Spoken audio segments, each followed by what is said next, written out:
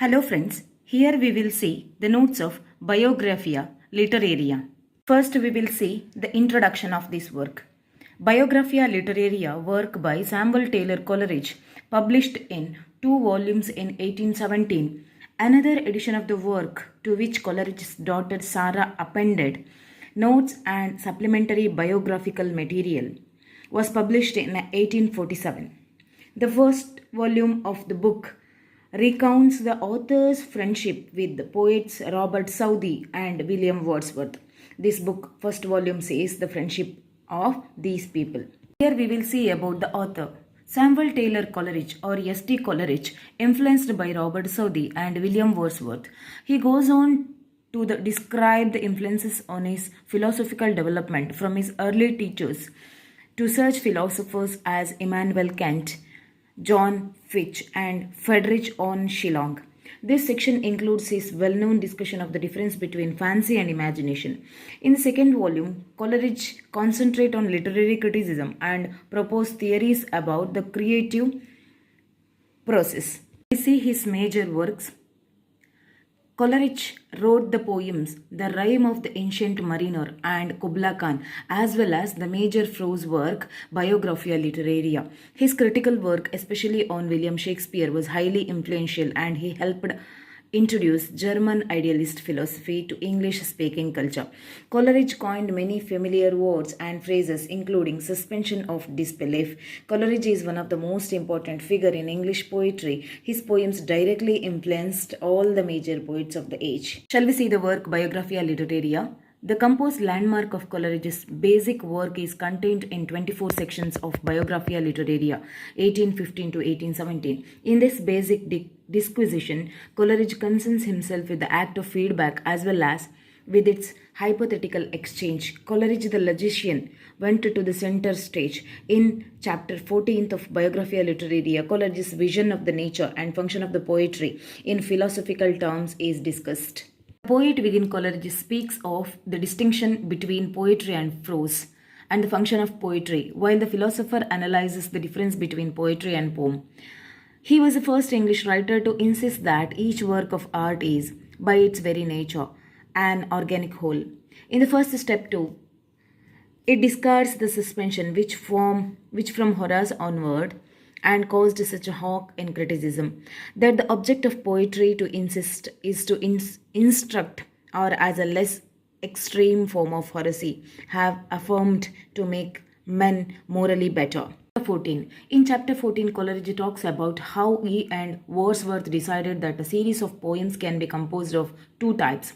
The first would be supernatural, and the second would be the themed they choose from ordinary life. This is what led them to the idea of the lyrical ballads. Coleridge was the one who focused on supernatural, while Wordsworth focused on the ordinary or the ordinary.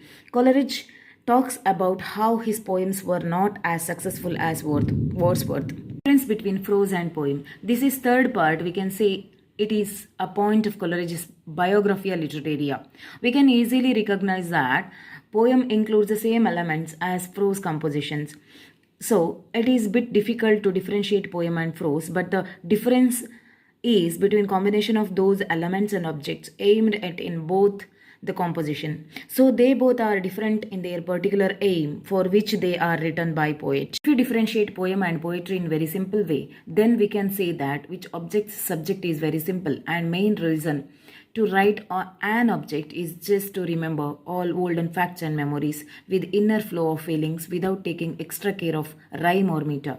That composition is known as poem. A poet should make use of artificial words and arrangement words with the help of meter. It can be done without rhyme or meter sometimes.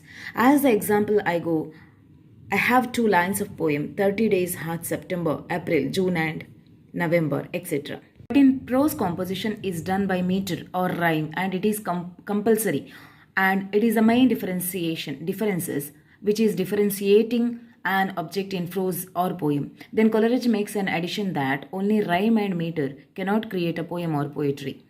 Then he talks about some other prose poetry are required and written for instant purpose and the find truth because it can be written for any subject like science, fiction, novel, romance and etc. And it has to convey some information to the reader or it should give some pleasure. Difference between poem and poetry. In the last point, Coleridge gives arguments about poem and poetry, and he also points out that poetry of the English kind may exist without meter and even contradistinguishing object of poetry. And he gives example of Plato, Geron Taylor, and Bible. The quality of the prose in the writing is equal to that of high poetry. Coleridge also said that the poem of the length neither can be nor ought to be all poetry. Chapter 17. In Chapter 17 of Biographia Literaria, Coleridge refers to the Wordsworth preface to the Lyrical Ballad, 2nd edition. In this preface, Wordsworth made 3 important statements that Coleridge found unacceptable.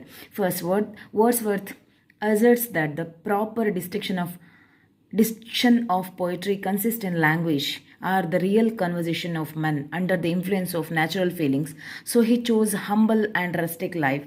Coleridge points out that this statement is imperfect as well as his characters are not chosen from the low and rustic life. Example, the characters of poems like Ruth, Michael, the brother, etc. Coleridge argues that their language and sentiment do not necessarily arise from their social standing. They spring from the general causes which produce identical feelings either in urban life or in country. Moreover, Coleridge maintains that Wordsworth's theory of poetic diction can only be applied in particular type of poetry. It can be a rule of general application. Examining Wordsworth's theory of poetic diction, Coleridge maintains that the language of the rustic purified form, its defects, the grossness, will not differ materially from the language of any other man of common sense, no matter how learned and refined he is. He points out that the experience of the rustic is very limited. The facts at his disposal are society, so he cannot think logically. He is unable to connect with the facts and express himself logically as an educated man. Therefore, the language of the rustic lacks expressive vision, making it unfit for poetry.